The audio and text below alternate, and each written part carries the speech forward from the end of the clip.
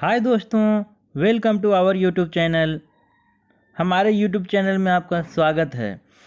आज हम लोग कंप्यूटर में सॉफ्टवेयर का भाग 2 देखने जा रहे हैं, जिसमें लैंग्वेज ट्रांसलेटर सॉफ्टवेयर के अंतर्गत आने वाले असेंबलर, कंपाइलर और इंटरप्रेटर का अध्ययन करेंगे।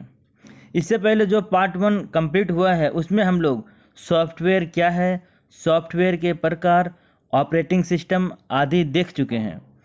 जिन्हें भी अगर ये पार्ट 1 देखना हो, वो मेरे डिस्क्रिप्शन में जाकर वीडियो का लिंक में क्लिक कर सकते हैं और साथ ही चैनल के प्लेलिस्ट के कंप्यूटर सेक्शन में जाकर कंप्यूटर से रिलेटेड अन्य सभी वीडियो देख सकते हैं।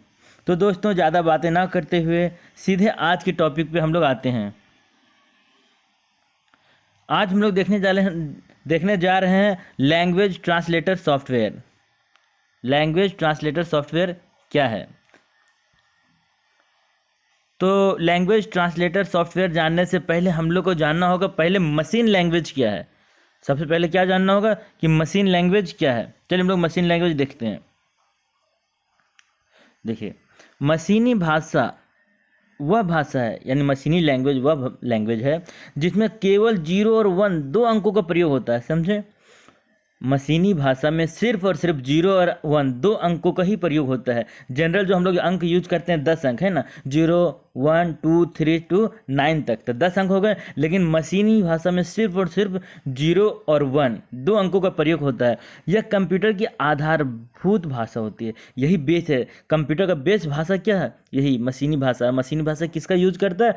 सिर्फ और सिर्फ दो अंक 0 और 1 का, ठीक है, जिसे कंप्यूटर सीधे सीधे समझ लेता है। यानी 0 और 1 के रूप में कुछ भी लिखा हो, कंप्यूटर को कुछ भी दिया जाए, वो हर कुछ समझ लेता है। 1 0। देखिए आप, अब देखिए आगे देखते हैं। मशीनी भाषा बाइनरी कोड में लिखी जाती है। बाइनरी इसी को कहा जाता है। बाय मतलब दो होता है, बाइनरी कोड मतलब दो कोड है ना। तो बाय दो क्या हुआ? दो माने 0 और 1 दो दो डाटा हो गया, दो अंक हो गया। तो बाइनरी मतलब ही होता है दो अंक, है ना। तो मशीनी भाषा बाइनरी कोड में लिखी जाती है जिसके केवल दो अंक होते हैं। बाइनरी में केवल दो अंक होता है। अभी बताया मैंने क्या, एक 0 और एक 1, है ना।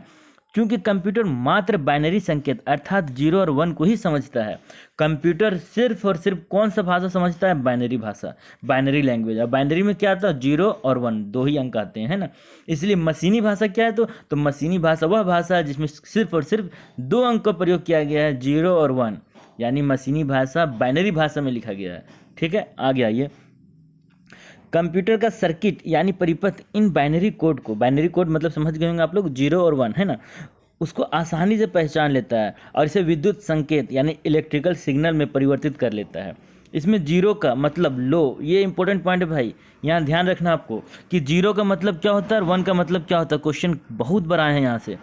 तो 0 का मतलब लो या ऑफ होता है, जबकि 1 का मतलब हाई या ऑन होता है, ठीक है। बाइनरी में 0 और 2 का यूज करता है कंप्यूटर। 0 का मतलब लो या ऑफ, जबकि 1 का मतलब हाई और ऑन होता है।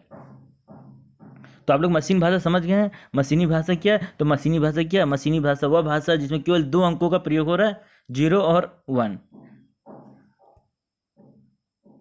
दोस्तों, वीडियो में आगे बढ़ने से पहले मैं आपसे ये कहना चाहता हूँ, यदि आप अभी तक मेरे इस चैनल को सब्सक्राइब नहीं किए हैं तो प्लीज़ सब्सक्राइब कर लें, लाइक करें, शेयर करें। अगर आपको अच्छा वीडियो लग रहा हो तो आपको ऐसी वीडियो आगे मिलता ही रहेगा। तो चलिए दोस्तों, हम लोग आगे बढ़ते हैं। लैंग्वेज ट्रांसलेटर सॉफ्टवेयर, हम लोग मशीन लैंग्वेज देख चुके हैं। मशीन लैंग्वेज में क्या यूज किया जाता है? 0 और 1, है ना। चला जाए, बाइनरी सिस्टम का प्रयोग किया जाता है। तो अब हम लोग शुरू करते हैं लैंग्वेज ट्रांसलेटर सॉफ्टवेयर। ये क्या है? मशीनी भाषा के अतिरिक्त सभी प्रोग्रामिंग भाषा, मशीनी भाषा को छोड़ दिया जाए, क्योंकि मशीनी भाषा सिर्फ किस में चलता है? 0 और 1 में, बाइनरी सिस्टम पे। इसको अगर छोड़ दिया जाए तो जितना भी प्रोग्रामिंग होता है, अतिरिक्त सभी प्रोग्रामिंग भाषा जो है वो 0 और 1 के अलावा, इसके अलावा अन्य अंकों और शब्दों का प्रयोग किया जाता है उसमें। यानी मशीनी भाषा को छोड़ दिया जाए तो कोई भी प्रोग्रामिंग भाषा है उसमें 0 और 1 के अलावा कोई अंक, कोई और शब्दों का प्रयोग होता है, तब क्या। लेकिन कंप्यूटर सीधे इसे पढ़ नहीं पाता, लेकिन उसको कंप्यूटर पढ़ नहीं पाता क्योंकि कंप्यूटर सिर्फ और सिर्फ क्या पढ़ सकता है? मशीनी लैंग्वेज यानी बाइनरी सिस्टम, यानी 0 और 1 के अलावा कुछ भी नहीं पढ़ने आता उसे, ठीक है। तो अब सुनिए क्या होता है। इसी के लिए भाषा अनुवादक यानी लैंग्वेज ट्रांसलेटर इन अंकों जो वो लिखा गया है मशीनी भाषा के अलावा जो प्रोग्रामिंग है ना, उसको पढ़ने के लिए इनके अंकों और शब्दों को मशीनी भाषा अथवा बाइनरी अंकों में बदलने के लिए ही इसमें लगाया जाता है लैंग्वेज ट्रांसलेटर। ओके, यानी लैंग्वेज को परिवर्तन करना यानी ट्रांसलेट कर देना है, किस में, मशीनी भाषा में, किस में, बाइनरी सिस्टम पे। ठीक है, तो वही बोल रहा है, इन अंकों और शब्दों को मशीनी अथवा बाइनरी अंकों में बदल देता है कौन, लैंग्वेज ट्रांसलेटर, ताकि कंप्यूटर इसे आसानी से पढ़ सके और प्रोग्राम के अनुसार काम कर सके। सीधा जब बात है, लैंग्वेज ट्रांसलेटर का काम, लैंग्वेज ट्रांसलेटर क्या करता है, जो मशीनी भाषा में लैंग्वेज नहीं है उसे मशीनी भाषा में कन्वर्ट कर देता है। ओके, आगे बढ़ते हैं हम लोग। चलिए, आगे बढ़ने से पहले आप शॉर्ट्स प्रोग्राम और ऑब्जेक्ट प्रोग्राम क्या होता है देखें। बहुत छोटा है, आराम से समझ में आ जाएगा, सिंपल चीज़ है। ठीक है, जैसे होता है मशीन लैंग्वेज, जो है लैंग्वेज दो तरह के लैंग्वेज है। ठीक है, मेनली दो तरह के लैंग्वेज होता है, एक HLL हाई लेवल लैंग्वेज, एक LLL लो लेवल लैंग्वेज। ठीक है, तो अभी हम समझाते हैं कि करके सुनिए। उच्च स्तरीय भाषा यानी हाई लेवल लैंग्वेज HLL आम बोलचाल की भाषा के करीब होती है, यानी जनरल भाषा है वो। ठीक है, अतः इस भाषा में प्रोग्राम तैयार करना अपेक्षाकृत आसान होता है। भाई, जो आदमी जानता है, जो उसके अनुसार, जो आदमी यूज कर रहा है, जो जान रहा है, उसके अनुसार अगर प्रोग्राम बनाना हो तो उसमें प्रोग्राम बनाना आसान होगा ना, चला जाता है। HLL यानी हाई लेवल लैंग्वेज में प्रोग्राम बनाना थोड़ा आसान होता है। अब आगे देखते हैं, उच्च स्तरीय भाषा प्रोसेसर की कंपनी, जो उच्च स्तरीय भाषा जो बनाती है, जो प्रोसेसर, उसकी जो प्रोसेसर की कंपनी तथा उसके मॉडल पर निर्भर नहीं करती, कोई दिक्कत नहीं, किसी पर निर्भर नहीं करता, बनाने वाले कंपनी या बनाने वाले मॉडल पर नहीं करता है। HLL जहाँ है सब जगह सेम रहेगा, हाई लेवल लैंग्वेज जहाँ सब जगह, कोई कंपनी बनाए, कोई मॉडल बनाए, कोई फर्क नहीं पड़ता। उच्च स्तरीय भाषा में तैयार प्रोग्राम को, उच्च स्तरीय भाषा यानी HLL में जो तैयार प्रोग्राम होता है उसको लैंग्वेज ट्रांसलेटर सॉफ्टवेयर द्वारा मशीन भाषा में परिवर्तित कर किसी भी कंप्यूटर पर चलाया जा सकता है।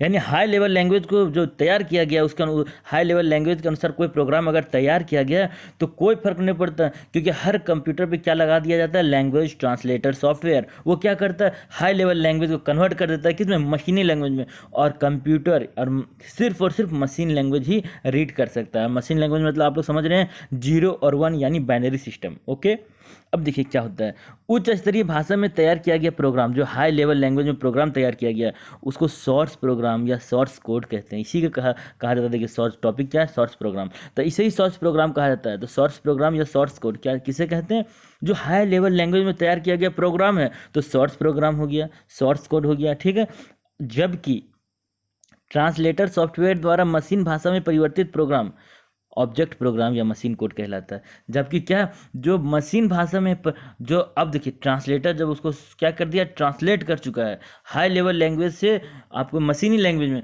तो मशीनी लैंग्वेज में जो ट्रांसफ़र हो चुका है उस प्रोग्राम को ही कहते हैं ऑब्जेक्ट प्रोग्राम या मशीन कोड। ओके, माने इसका मतलब क्या हो गया, मतलब हो गया ट्रांसलेट के बाद वो ऑब्जेक्ट प्रोग्राम, और ट्रांसलेट से पहले जो प्रोग्राम तैयार किया गया हाई लेवल लैंग्वेज में वो सोर्स प्रोग्राम। अंतर समझ में आ गया, ये ट्रांसलेट से पहले का है और ये ऑब्जेक्ट प्रोग्राम ट्रांसलेट के बाद का होता है। ओके, सामान्यतः ऑपरेटिंग सिस्टम सॉफ्टवेयर जो जनरली जो आमतौर पर जितना ऑपरेटिंग सिस्टम सॉफ्टवेयर होता है वो क्या होता है, निम्न स्तरीय यानी लो लेवल लैंग्वेज में लिखा जाता है। यानी ऑपरेटिंग सिस्टम सॉफ्टवेयर किस में लिखा जाता है, लो लेवल लैंग्वेज में। जबकि एप्लीकेशन हो या यूटिलिटी सॉफ्टवेयर हो उसे उच्च स्तरीय माने HLL में लिखा जाता है। ध्यान रखना, यह याद रखना है आपको हमेशा के लिए, क्या कि ऑपरेटिंग सिस्टम सॉफ्टवेयर होता है वो लो लेवल लैंग्वेज में लिखा जाता है, जबकि एप्लीकेशन जो हम लोग यूज करते हैं या यूटिलिटी सॉफ्टवेयर, जैसे यूटिलिटी में क्या आता है आपको, एंटीवायरस ये सब आता है, ये सब को किस में यूज किया, किस में तैयार किया जाता है, हाई लेवल लैंग्वेज में।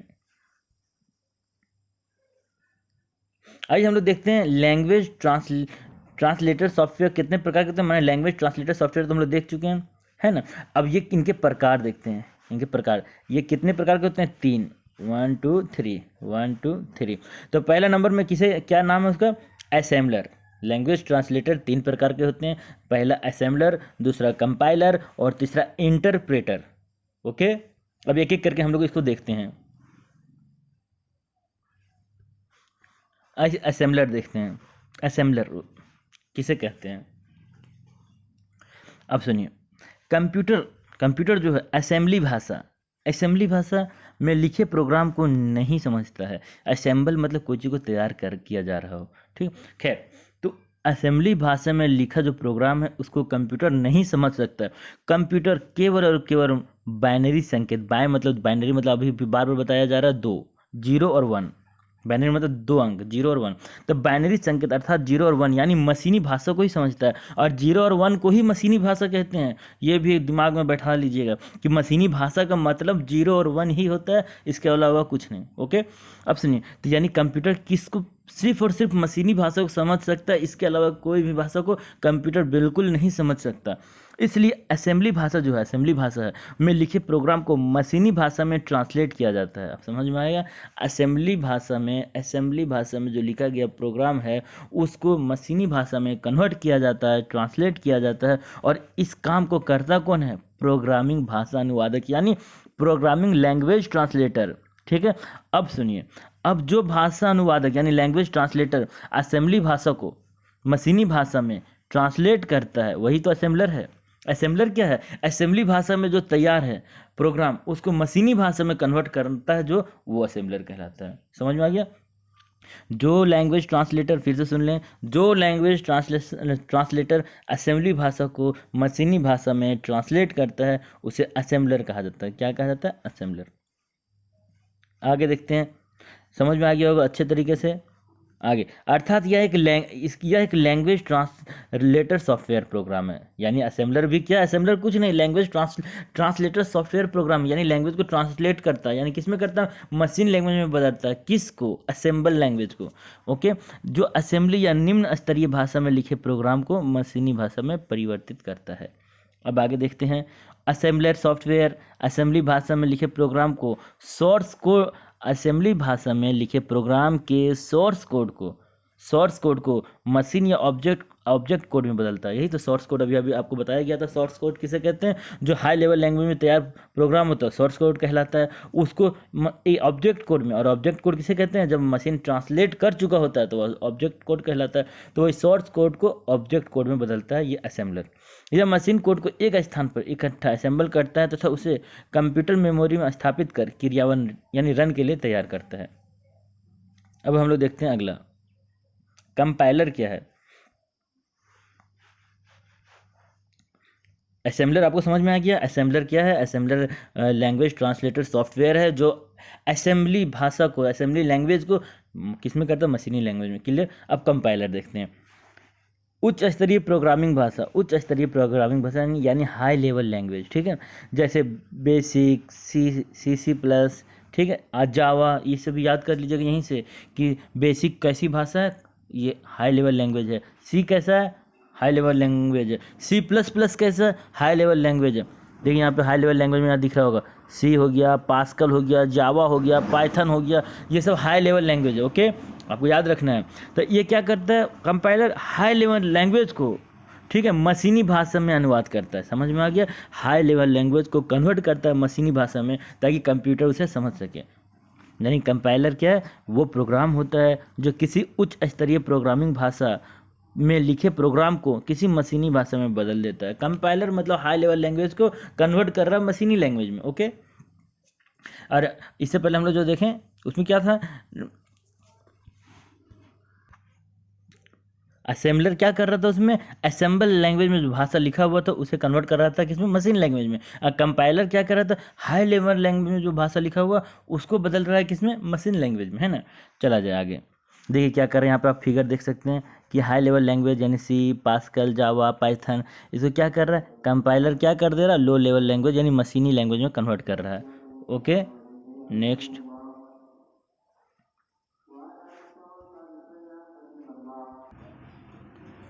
चलिए इंटरप्रेटर हम लोग देखते हैं। इंटरप्रेटर ये भी क्या होता है? एक कंपाइलर के जैसा होता है ना। इंटरप्रेटर भी कंपाइलर की तरह उच्च स्तरीय भाषा को मशीनी भाषा में ट्रांसलेट काम करता है। हम लोग अभी देखे हैं, क्या देखे हैं कि इससे पहले हम लोग कंपाइलर देखे हैं। कंपाइलर में क्या देखे थे? यानी ये भी क्या करता है? ये भी करता है मशीनी भाषा को ट्रांसलेट करता है। सॉरी, कंपाइलर भी हाई लेवल लैंग्वेज को ट्रांसलेट करता है किसमें? ये मशीनी भाषा में। चला जाए आगे देखते हैं। उच्च स्तरीय कंप्यूटर भाषाएं जैसे C++, ये हाई लेवल लैंग्वेज है, सी हाई लेवल लैंग्वेज है, जावा हाई लेवल लैंग्वेज है। तो उच्च स्तरीय कंप्यूटर भाषाएं जैसे C++, जावा, इसमें लिखे प्रोग्राम को सोर्स कोड कहा जाता है। क्या कहा जाता है? Source code. हम लोग देख चुके हैं पहले ही, आगे देखते हैं। इंटरप्रेटर, सोर्स कोड को पहली लाइन का अनुवाद, ये क्या करता है? सोर्स कोड का सोर्स कोड की पहली लाइन का अनुवाद करता है। सबसे पहले इंटरप्रेटर पहली लाइन का अनुवाद करेगा, और यदि पहली लाइन में कोई गलती पाता है तो उसे दर्शाता है, यानी एरर कर देता है। और जब तक कि वह लाइन पूरी तरह से संशोधित नहीं हो जाता, यानी ठीक नहीं हो जाता, तब तक क्या करता है? आगे नहीं बढ़ेगा। यानी line by line interpreter line by line check करता है, ठीक है, प्रोग्राम को। अगर कहीं गलती है तो उस लाइन में रोक देगा, जब तक कि आप उसको सही ना करें वो आगे नहीं बढ़ेगा। अब क्या होता है आगे देखें। जब पहली लाइन पूरी तरह से संशोधित हो जाती है तब दूसरी लाइन पर आगे बढ़ता है। तो इस तरह इंटरप्रेटर लाइन बाय लाइन किसी प्रोग्राम को मशीनी भाषा में अनुवाद करता है, यानी इंटरप्रेटर का लाइन बाय लाइन करता है, ठीक है। इस तरह इंटरप्रेटर कंपाइलर से अधिक समय लेता है। अगर लाइन बाय लाइन करेगा तो थोड़ा सा ज़्यादा समय लेगा ना, कंपाइलर से ज़्यादा समय लेता है, लेकिन दोनों का काम क्या है? दोनों का काम है हाई लेवल लैंग्वेज को कन्वर्ट करना मशीनी लैंग्वेज में। चला जाए अब हम लोग देखते हैं कंपाइलर और इंटरप्रेटर में डिफरेंस, यानी अंतर। देखिए कंपाइलर क्या है, कंपाइलर और इंटरप्रेटर हम लोग देख चुके हैं। अंतर थोड़ा मोड़ा देखते हैं क्या अंतर है। दोनों तो सेम लगा, दोनों क्या करता है? हाई लेवल लैंग्वेज को मशीनी लैंग्वेज में कन्वर्ट करता है। तो अंतर देखें, पूरे प्रोग्राम को एक साथ परिवर्तित कर देता है कंपाइलर, जबकि इंटरप्रेटर क्या करता है? प्रोग्राम को एक एक करके लाइन कर अनुवादित करता है ना। अंतर समझ में आ गया ना? कंपाइलर क्या करता है? पूरे प्रोग्राम को एक साथ परिवर्तित कर दिया, और इंटरप्रेटर लाइन बाय लाइन अनुवाद कर रहा है। नेक्स्ट, पूरे प्रोग्राम को मशीन भाषा में परिवर्तित कर सभी गलतियां एक साथ बताता है। ये क्या करेगा? पूरे प्रोग्राम को एक साथ मशीनी लैंग्वेज में बदल दिया, और गलतियां पूरा सारी गलतियां एक बार बताएगा। जबकि ये क्या करेगा? एक लाइन को मशीन भाषा में परिवर्तित कर उसकी गलतियां बताता है, और उसे दूर हो जाने के बाद ही वो क्या आगे बढ़ेगा। थर्ड देखते हैं, प्रोग्राम को मशीन भाषा में परिवर्तित करता है। प्रोग्राम को क्या करता है? मशीन भाषा में परिवर्तित करता है, पर उसे क्रियान्वित नहीं करता, लेकिन वो काम नहीं करता, क्रियान्वित नहीं करता, सिर्फ कन्वर्ट कर देता है। लेकिन ये क्या करता है? प्रोग्राम को मशीन भाषा में परिवर्तित कर उसे क्रियान्वित भी करता है, उसका काम भी करता है, आगे बढ़ा देता है। कंपाइलर का आउटपुट मशीन भाषा का ऑब्जेक्ट कोड होता है। सही बात है, ऑब्जेक्ट कोड हम लोग देख चुके हैं। ऑब्जेक्ट कोड क्या है? आउटपुट है। कंपाइलर का आउटपुट क्या है? मशीन भाषा का ऑब्जेक्ट कोड। इधर देखिए, इंटरप्रेटर का आउटपुट सॉफ्टवेयर क्रियान्वयन का परिणाम होता है, यानी इंटरप्रेटर का जो आउटपुट होता है वो सॉफ्टवेयर के काम जो काम कर चुका होता है उसका परिणाम होता है। अब देखेंगे अगला, एक बार अनुवाद हो जाने के बाद प्रोग्राम को क्रियान्वित करने के लिए कंपाइलर सॉफ्टवेयर की ज़रूरत नहीं होती, यानी एक बार अनुवाद हो गया फिर इसकी ज़रूरत नहीं है, फिर आगे काम करेगा, प्रोसेस कर देना। लेकिन इसमें क्या होता है? प्रोग्राम को क्रियान्वित करने के लिए सॉफ्टवेयर को प्रत्येक बार इंटरप्रेटर से होकर गुजरना पड़ेगा, ठीक है। अतः हर बार इंटरप्रेटर सॉफ्टवेयर की जरूरत पड़ेगी। आगे, अशुद्धियों को हटाने में धीमा होता है। कंपाइलर क्या होता है? अशुद्धि को धीरे धीरे हटाता है, और ये क्या होता है? इसको अशुद्धियों को हटाने में तेज होता है, तीव्र गति से अशुद्धि को हटा देता है। संपादन कम समय, लेकिन काम कंपाइलर क्या होता है? संपादन में कम समय लेता है, जबकि संपादन में क्या अधिक समय लेता है, क्योंकि 1 बाय 1 करके वो चेक करता है। तो चलिए दोस्तों, यहाँ हम लोगों का ये टॉपिक ख़त्म हुआ। अब हम लोग कल देखेंगे ऑपरेटिंग सिस्टम। धन्यवाद दोस्तों।